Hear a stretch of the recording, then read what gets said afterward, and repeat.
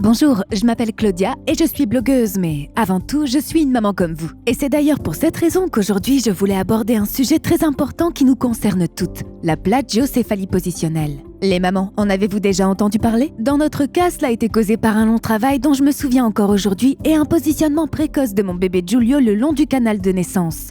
Cependant, la plagiocéphalie positionnelle peut également apparaître après la naissance ou chez tous les enfants qui sont nés avec la tête parfaitement ronde ou presque.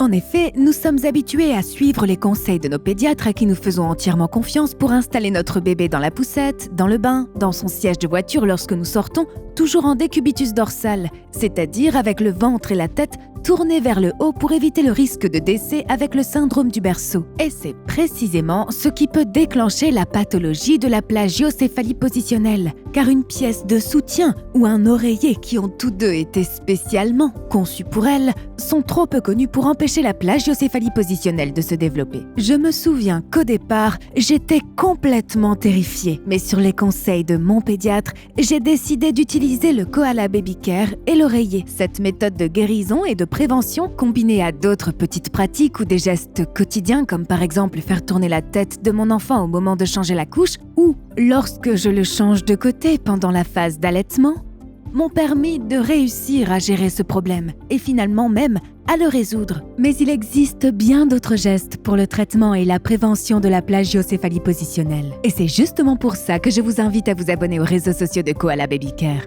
À bientôt!